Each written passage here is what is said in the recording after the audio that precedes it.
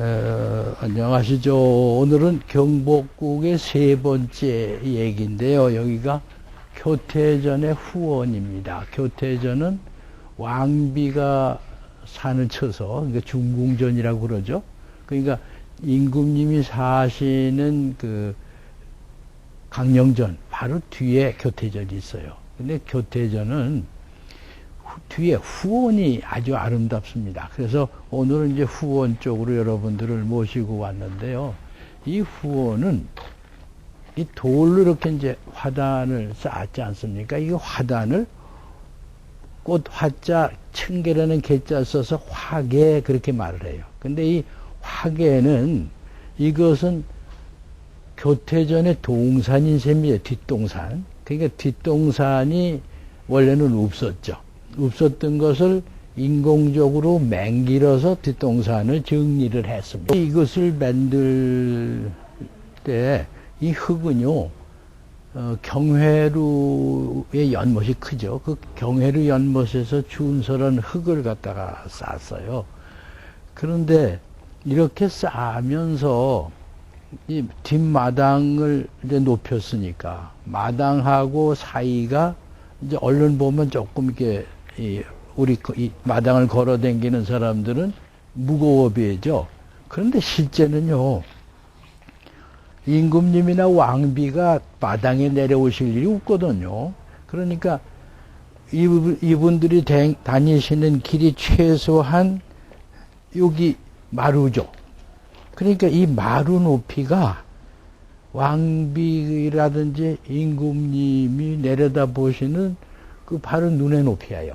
그러니까 이 눈의 높이를 기준으로 해서 조성을 하거든요. 그러니까 여기서 내려다 보실 때는 아래에서 쳐다보는 감각하고 전혀 다르죠. 아래에서 쳐다볼 때는 청계를 다 올려다 볼 수가 없습니다만 여기서 보시면 다 내려다 볼 수가 있고 이렇게 올라와서 내려다 보시게 되면은요, 층계가, 지금 화계가 한 단, 두 단, 세 단, 넉 단이죠? 그런데 아래 두 단 말고 석 단째에 굴뚝이 서 있죠. 저게 육모진 굴뚝인데, 우리나라에서 보물로 지정했어요. 811호죠. 아마 전 세계에 굴뚝을 한 나라에 보물로 지정한 예는 우리나라밖에 없을 겁니다. 그러니까 이 화계 속에 굴뚝이 지니고 있는 아름다움이 상당한 비중을 차지하고 있죠. 그런데 이 굴뚝 사이사이에 돌들이 놓여 있는 것을 보면 낙하담이니 하멀진 이런 것들은 거기에 부평철을 띄우든지 아니면 뭐 괴석을 심든지 이런 식으로 여러 가지를 이제 그 장치를 해서 아름다운 형상을 만들어내는데, 우리 옛날 그림을 보면요, 특히 창덕궁이나 창경궁을 그린 동골도 같은 걸 보시면 물론 똑같은 방법으로 여기도 화원을 이제 화계를 정리하셨을 텐데, 이 중간중간에 꺼공충 날르려고 하는 학에 박제된 것들을 몇 군데 이렇게 갖다 놔요.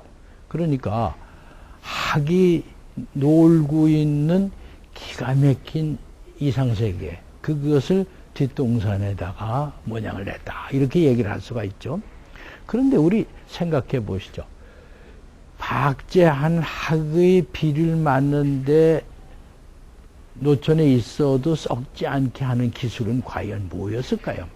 자, 우리가 지금까지 뭐 남의 나라에 미라는 어떻게 맹긴다, 뭐 어쩐 소리는 잔뜩 들어왔지만, 우리나라 양반들이 학을 박제해서 비 맞추는데도 썩지 않고 제 모습을 지닐 수 있는 엄청난 기술을 발휘했다 하는 얘기는 지금 우리가 모르고 있지 않습니까? 결국은 이런 데 존재를 통해서 우리가 그런 선조들의 지혜를 터득한다 하는 것이 굉장한 그 공부가 되는데, 자, 오늘 이렇게 보시다시피 여러 가지 화계에 나온 꽃들이 있습니다만, 지금은 이걸 가꾸는 전문가들이 손을 대지 않기 때문에 꽃이나 나무들이 웃자라서 저렇게 큰 소나무가 자란다든지 하고 있습니다만, 옛날에는 이게 다 반송이 있고 그리고 자잘한 나무들이 있고, 그리고 분재들이 곳곳에 자리 잡고 있어서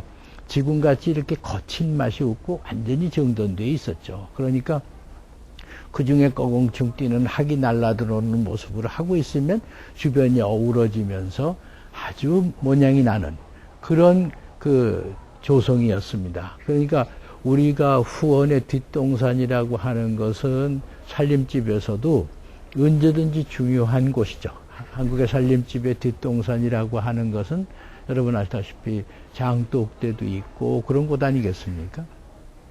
결국 그런 그 삶의 즐거움을 뒷동산에다가 두는 까닭은, 그리고 뒤라는 게 북쪽인데, 이 북쪽에 숲이 우거지면요, 여름철에 집으로 시원한 바람이 들어오게 마련입니다.